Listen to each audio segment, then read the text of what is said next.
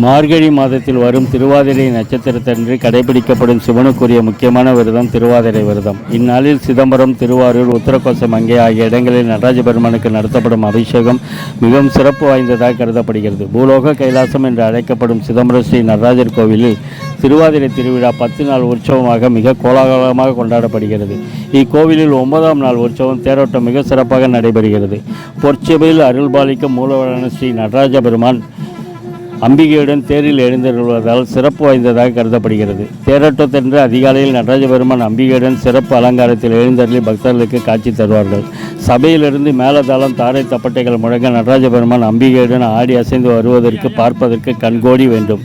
இதனைத் தொடர்ந்து அலங்கரிக்கப்பட்ட தேர்களில் நடராஜர், அம்பிகை தனித்தனி தேர்களில் எழுந்தருள செய்யப்படுவார்கள். மேலும் விநாயகர், சுப்பிரமணியர், சண்டிகேஸ்வரர் ஆகியோர் தனித்தனி தேர்களில் எழுந்தருள செய்யப்பட்டு ஆயிரக்கணக்கான பக்தர்கள் தேர்களின் வடம் பிடித்து இழுப்பார்கள்.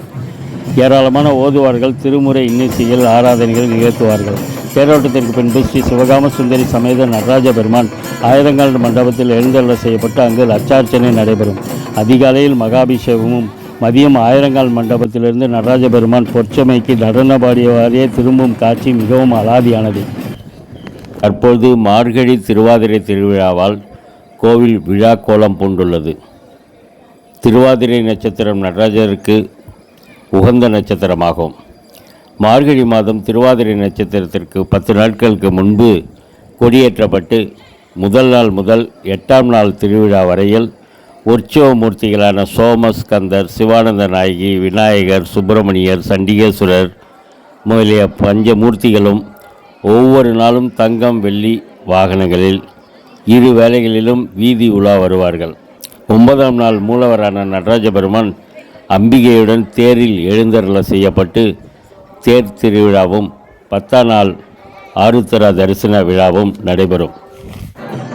9ஆம் நாள் ஆனந்த நடனத்துடன் நடராஜ பெருமான் சிற்சபையிலிருந்து புறப்பட்டு தேரில் எழுந்தருளும் காட்சி அன்று இரவு தேரிலிருந்து ஆயிரங்கால் மண்டபத்திற்கு எழுந்தருளும் காட்சி, 10ஆம் நாள் ராஜசபையிலிருந்து ஆனந்த நடனமாடியவாறு பொன்னம்பலத்திற்கு திரும்பும் காட்சி ஆகிய 3ம் கண்கொள்ளா காட்சிகளாகும்.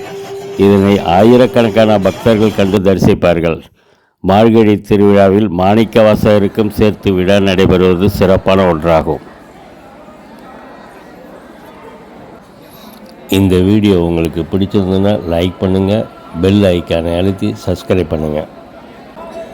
இந்த வீடியோ குறித்து முழுமையாக தகவல்களை தெரிந்து கொள்ள கீழே உள்ள டிஸ்கிரிப்ஷன் பாக்ஸில் கொடுக்கப்பட்டுள்ள tilleggeetham.com லிங்கை பிரஸ் செய்து முழுமையாக தெரிந்து கொள்ளலாம்.